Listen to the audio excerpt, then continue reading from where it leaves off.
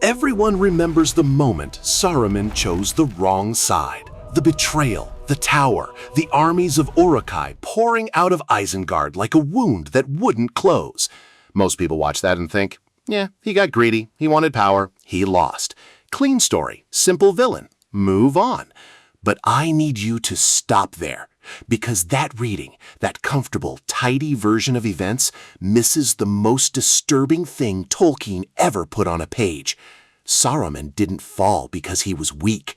He fell because he was brilliant, and he used every ounce of that brilliance to talk himself into the abyss, one perfectly reasoned step at a time. This isn't a story about a villain.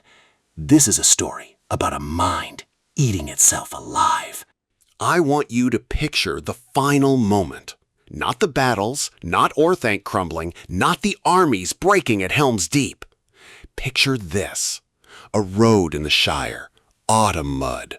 A figure wrapped in rags that were once white, now stained the color of old smoke. He's thin, diminished. Everything has already been taken from him.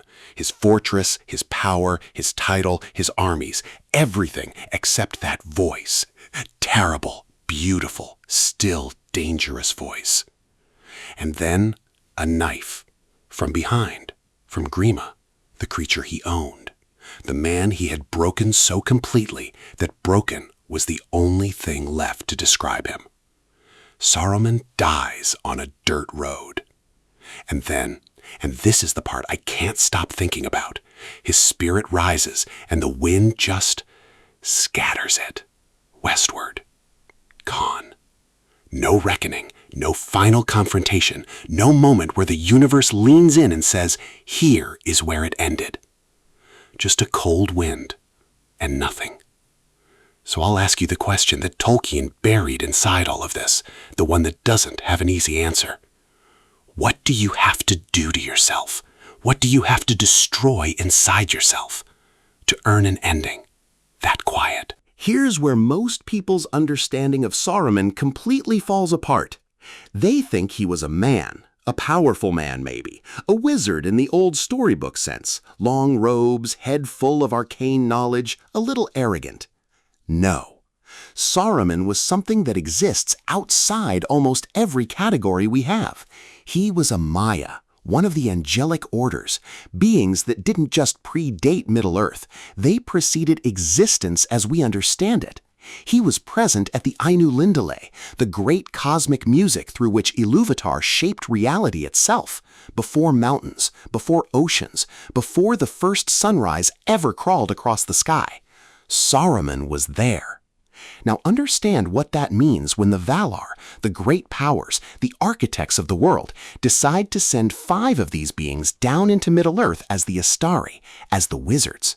They don't send them as conquerors. They don't hand them armies and say, go fix it. They give them a mission that is almost maddeningly humble for beings of such immensity. Go, walk among the peoples, remind them of who they are, fan the ember. Don't be the fire, be the thing that makes the fire possible. Think about what that actually means. You are an angelic being of cosmic significance.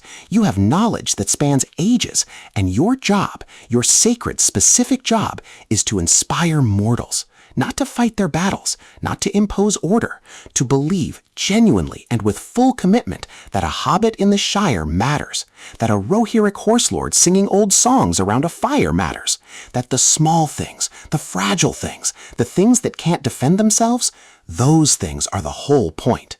That was the mission. And Saruman was chosen first. Curunanir, they named him, the man of skill, the one the Valar trusted above all the others. Wrap your mind around that for a second. The being considered most qualified, most capable, most worthy of this sacred task is the one who fails it most completely. And the reason why is hiding in his name. Skill. Here's the thing about Saruman that nobody ever quite says out loud. His fall wasn't caused by something alien entering him, some dark force whispering in the night, some corruption that arrived from outside and colonized him against his will. His fall was an extension of his greatest virtue.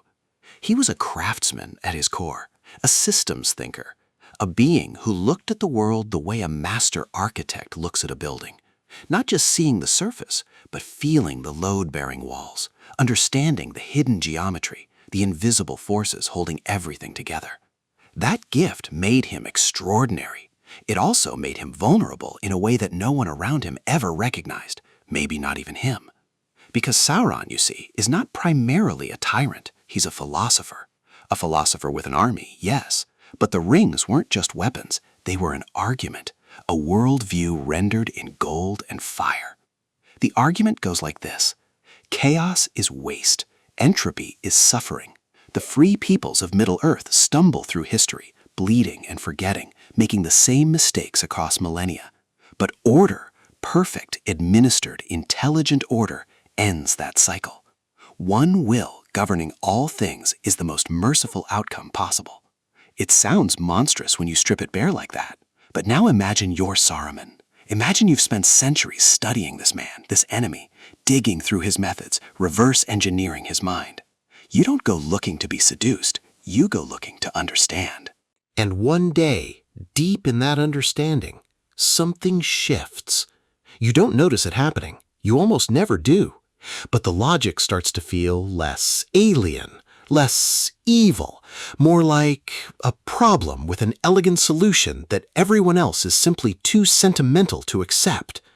You look at Sauron's methods and you think crude, blunt, wasteful, but the underlying principle works. That's the moment, right there. The moment Saruman doesn't recognize as the moment, because it doesn't feel like betrayal. It feels like insight. He wasn't seduced by Sauron's darkness. He was seduced by Sauron's logic. And for a mind like Saruman's, a mind that had spent thousands of years finding the deep structure beneath everything, that was a door that once opened only swings one way. The first thing that goes isn't loyalty. It isn't courage. It isn't even honesty. It's wonder. And I know that sounds almost soft compared to armies and betrayal and dark lords and all the grand machinery of Tolkien's world. But stay with me, because wonder, genuine, open, curious wonder at the world, is not a decoration on top of intelligence. It is intelligence in the deepest sense. The willingness to be surprised, the capacity to encounter something that breaks your model and say interesting instead of irrelevant. Saruman, in his early centuries in Middle-earth, had this. Records suggest he was a genuine traveler, a listener. He walked into corners of the world that the powerful never bothered with. He sat with small people and paid attention. But somewhere in the long centuries of study and strategy, something calcified. He stopped walking. He started processing. The Shire stopped being a place where extraordinary things could happen and became a geography, a buffer zone, a supply consideration. The Rohirrim, with their wind-burned faces and their hoarse songs and their absolute refusal to bow to anything they didn't respect, they became cavalry logistics. Treebeard, the oldest living being in Middle-earth, a creature who remembers the world before men walked it, who carries languages in his memory that have been dead for ages, who moves through time at a pace so different from ours that just speaking with him is like standing at the edge of something vast and incomprehensible. Saruman looked at Treebeard and saw a tree that might become a problem. That's the corruption. Not the ringcraft, not the betrayal. That. The moment the world stops being capable of surprising you is the moment you become, quietly, catastrophically, unable to navigate it. Because here's what Saruman never understood. Middle-earth is not a mechanism. It doesn't run on logic. It runs on the exact same irrational, unmeasurable, infuriating stubbornness that he had written off as sentiment. Hobbits who keep going when every calculation says stop. Ents who march to war after 10,000 years of patience. A broken king who finds his name again in the moment it matters most. None of this fits into any model. None of this can be anticipated by a mind that has stopped believing in the incalculable. And so all of it hit Saruman like a wall he had convinced himself wasn't there. But the darkest thing, the piece of this that genuinely unsettles me every time I think about it, isn't the blindness. It's what he used to maintain it. Tolkien is very particular about Saruman's voice. This is not a metaphor. This is a real power, documented, witnessed, feared even by those who knew exactly what it was. It made his words land differently than words should land. It made his logic feel inevitable. It made resistance feel embarrassing, like arguing with gravity. Gandalf warns about it explicitly. Listen carefully to him and say as little as you can. Now, here is the question that haunts me. What happens when the most persuasive voice in the world belongs to a mind that has stopped wanting to hear the truth? Where does that voice go? It turns inward. Every compromise Saruman ever made, and there were hundreds, small ones first, then larger, then enormous. Each one arrived wrapped in the full rhetorical weight of that voice, not as doubt, not as confession, as justification, as narrative. Studying the One Ring isn't obsession, it's preparation. Parlaying with Sauron isn't betrayal, it's intelligence gathering. Grima Wormtongue kneeling in Orthanc isn't a man being destroyed, it's a resource being efficiently deployed. Burning and poisoning the Shire in those final bitter weeks, not the tantrum of a petty broken mind, a message, a statement. History will understand. He had been his own most captive audience for so long that he couldn't hear himself anymore. He died genuinely, completely, with every faculty intact, convinced he was the victim. That's not villainy in the traditional sense.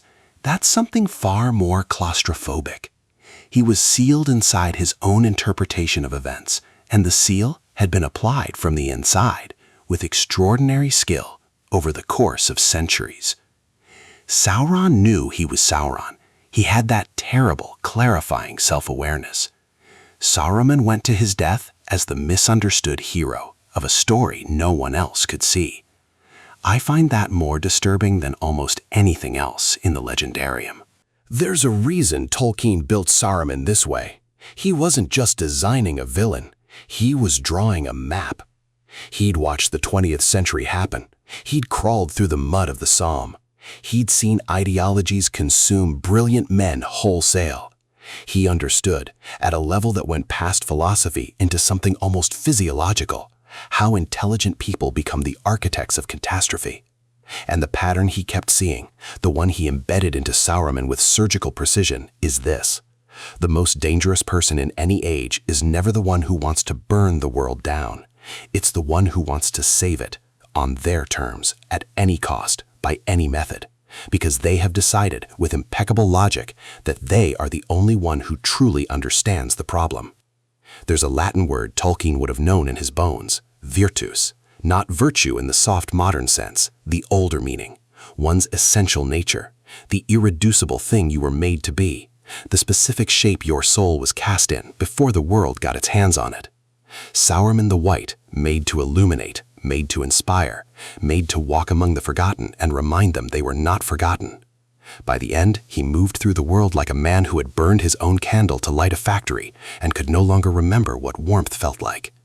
And Gandalf, who by the end of the Third Age was vastly more powerful, never once stopped being able to sit with a hobbit and mean it, never stopped caring about the exact things that couldn't be measured or weaponized. Saruman looked at that and saw weakness. What he was actually seeing was the only thing that had ever protected any of them from becoming what they were fighting. The capacity to love the world in its smallness, not because it's strategic, because it's true. And so we come back to that road in the Shire. The mud, the knife, the wind.